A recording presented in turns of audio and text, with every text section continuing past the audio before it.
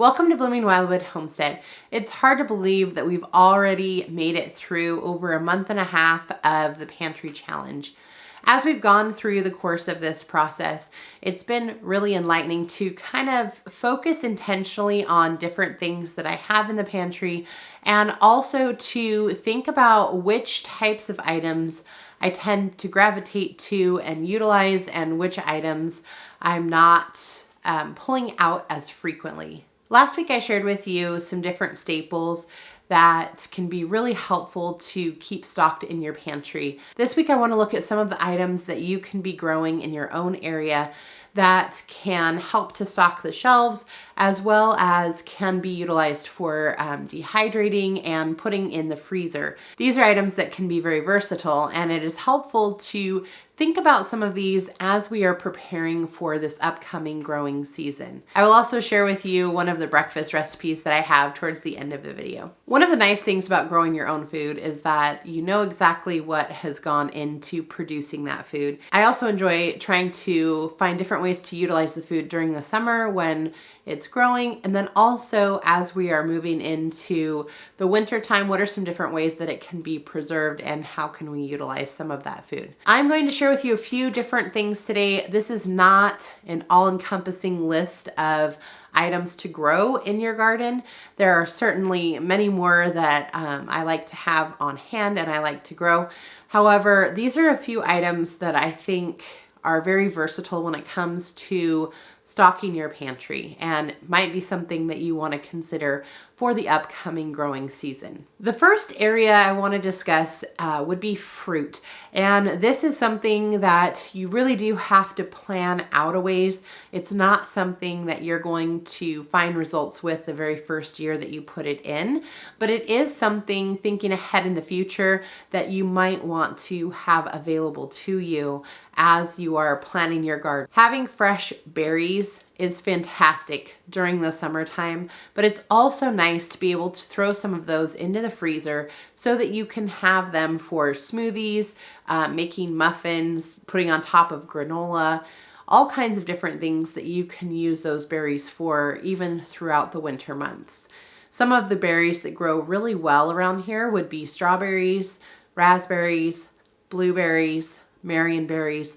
All of those types of berries are easy to freeze. They make great jam if you decide to go ahead and can them up that way. And they also are fantastic fresh, of course, during the year. Also, along the lines of fruit, adding different trees to your orchard can also help you to be able to preserve some of that food through the winter. Cherries can make a great addition to your pantry. You can use these for a cherry pie filling, or you can also just eat them plain, top yogurt with them. All the things you would do with other kinds of fruit, you can do with the cherries. These are sour cherries, and I can link down below to a video I have on how I went ahead and canned these up, but they definitely have their place in the pantry. And then of course, apple trees, you can make applesauce, dehydrate apples. That's a great way to preserve that throughout the course of the winter. And it's just a nice little sweet snack that you can enjoy as you're going throughout the winter time. Pears are something else that grow well in our area and might be something to consider adding to your orchard. We're going to move away from the berries and orchard items into items that you will grow in your actual garden area. The first thing would be beans. And a couple of different beans hit the list here.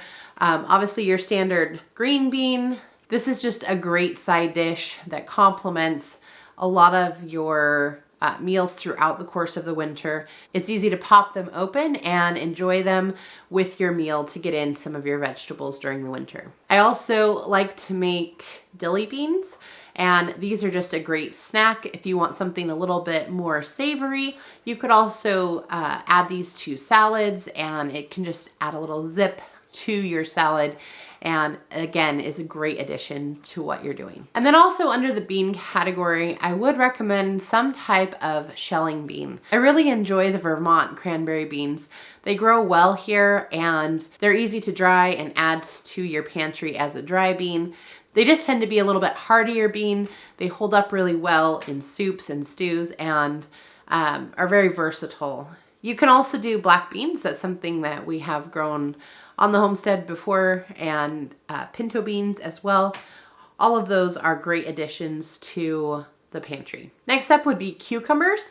Cucumbers are fantastic for making pickles. This is something that you can add to a lot of different salads, of course, and also just to eat plain out of the jar. It's a great addition. And then you could also use them for bread and butter pickles. You could make fermented pickles. That is actually my favorite type of pickle and my favorite way to use cucumbers. But I also like having something on the shelf that is shelf stable. With the fermented pickles, they do have to be stored in the refrigerator. And so that's a little bit trickier as far as trying to make them last a bit longer. So I like to have variety, some that are shelf stable, and then doing some fermented pickles that you can use up a little bit sooner. The next thing that we use a lot of here would be tomatoes. And that's because we have a tendency to use a lot of tomato products. If you are not a fan of tomatoes or you don't use a lot of tomato products, this might not apply to you. However, we definitely utilize the tomatoes that we grow. Doing a tomato sauce, or you can do a chili sauce or spaghetti sauce, some marinara sauce. All of those things are very versatile and can be really helpful for a lot of different recipes. This year I did up some diced tomatoes with some green chili peppers, and this is something that can be added to different dishes as well. And so all of those are really very versatile. I've done tomato soup, salsa, of course. I use a lot of that. And so we use a lot of tomato products, and so growing tomatoes is definitely a must for us here on the homestead. So in order to preserve things for longer term, I do a lot of canning here, but there are also crops that just store well if you keep them in a cool place. Potatoes are a crop that can just add a bit of bulk to whatever meals you're trying to create. And they also can be stored in a cool, dry place. You could put some in jars if you want some canned potatoes to have on hand as well. But they're just a great addition to whatever it is that you're doing. And usually they're fairly easy to grow. It just depends on the year as far as whether or not the harvest will be good. Last year we didn't have a great potato harvest, but in years past they've been fairly prolific, and so it's been nice to have those throughout the course of the winter. Squash can be a great addition as well. Grew some spaghetti squash this year for the first time, and that's been a great way to add vegetables to a spaghetti if you're not feeling like doing pasta and you still want to have that spaghetti. Using spaghetti squash can be a great way to go ahead and do that. Delicata squash, they're really one of my favorites. They're easy to roast or saute, and you don't have to peel them, which is something that I love. You can use them, the whole rind, everything, and I really enjoy adding those to different dishes or just having it as a side dish with whatever it is that I'm making. Peppers are something else that we have grown quite a few of, and those flow very nicely with the tomato products as far as like the salsa or the diced tomatoes with the green chilies. We use a lot of peppers.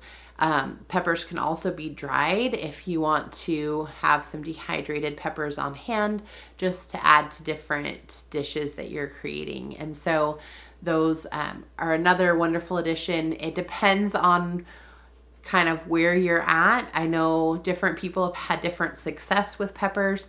This past year we had great success with peppers, probably the best that we've ever had, but it has been something that we've been working towards improving our pepper production, even though we do live in a little bit cooler climate. Of course, I can't forget about onions and garlic. These are two main staples. We use them for fresh eating. We use them for canning in some of our canning recipes. And then of course, it's nice to just have them for all the different things that we're cooking throughout the course of the year. And if you choose the correct varieties, they can store pretty well throughout the course of the winter, and hopefully they can get you through to the next growing season. We know that garlic has a lot of benefits, both for cooking and medicinally. And so garlic is something that I feel like you can never have too much of, but maybe that's just because I enjoy the garlic flavor and enjoy things that have a little bit of kick to them when I am choosing to create different meals. Onions can also be dehydrated if you wanted to be able to store them for even longer term, and you could make your own garlic powders as well. And then I'm just leaving this as a broad category, but different types of herbs. Herbs are really fairly easy to grow, and you can do them in containers or you can do them in a small area. And so that is something that is nice to be able to have for fresh use. It's also nice to be able to dry some if you want to be able to make it last a little bit longer. This is something that I want to do more work in creating my own herb blends. I feel like herbs and spices are really the way to change up your cooking and add some extra variety that will be super enjoyable. A lot of things just need a little extra flavor, and herbs are a great way to add in some of that flavor. These are just a few of the items that I would recommend adding to your garden if you're trying to plan ahead with the thought of being able to preserve or put back some of the food in your pantry. What are some of your ideas? Let me know in the comments below. What are some things that you have been growing that you really enjoy, that you think would be a great addition to the garden? Today I want to share with you a breakfast recipe that I really don't have a name for. This is something that we used to make for special occasions growing up, and we always just called them biscuity things because we didn't really have a name for them. But basically we're going to use a biscuit recipe and turn them into something similar to a cinnamon roll almost. And this is just a great treat for the weekend, or when you're feeling like something a little extra but you don't really want to put in the time to make cinnamon rolls and go through that process. So I hope that you can enjoy this recipe. I'm sure that you could use any biscuit recipe. For this particular one, I used 4 cups of flour, 4 teaspoons of sugar, 2 teaspoons of salt, and 5 teaspoons of baking powder. Once you've added those ingredients, you're going to mix them together. Then I added 2/3 of a cup of shortening and cut that into the mixture that I already had prepared.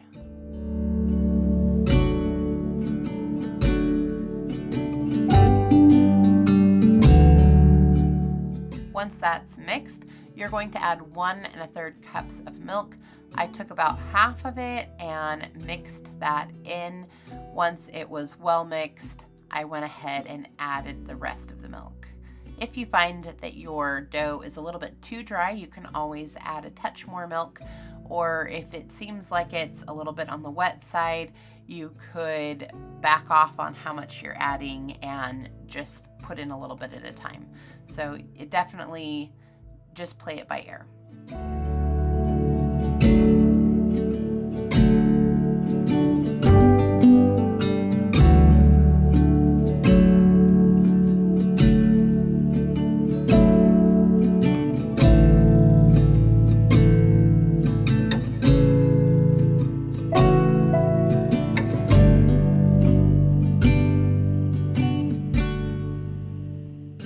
Once everything is well mixed, I went ahead and put it on a floured board.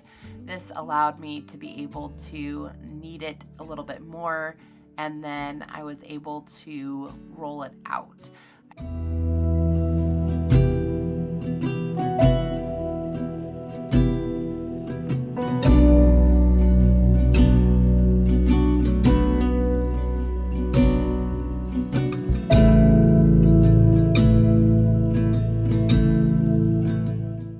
started started by flattening it with my hands to the best of my ability, and then I went ahead and finished off with the rolling pin.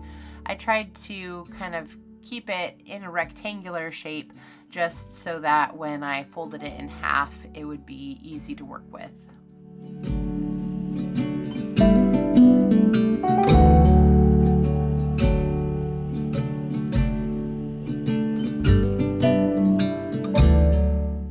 Once it was in the rectangular shape and about the thickness that I wanted, I added some melted butter to the top.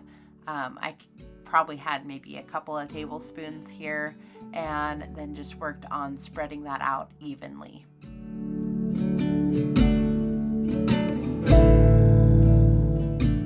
Once I had the butter spread out, I sprinkled the entire thing with some granulated sugar and just kind of eyeballed it. Then I added some cinnamon over the top of that. I got a little heavy-handed with the cinnamon, but it still turned out delicious. Then I went ahead and covered half of the dough with some raisins. This is because you'll end up with too many since you're going to fold it over. So I only put raisins on half of it. Then folded the dough over and kind of pinched the sides closed. Not essential, but it helps to kind of contain everything as you prepare it for cutting.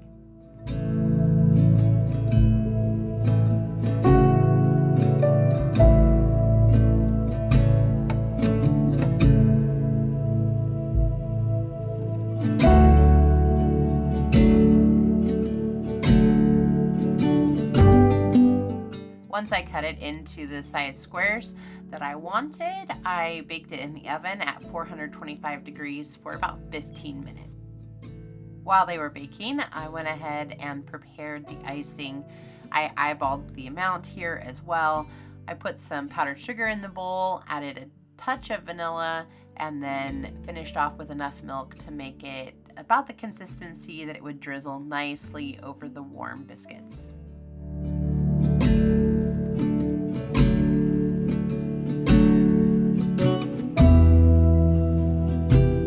I hope today's video was helpful to you. If it was, don't forget to click like, and I'd love to have you subscribe and become part of our community here at Blooming Wildwood Homestead.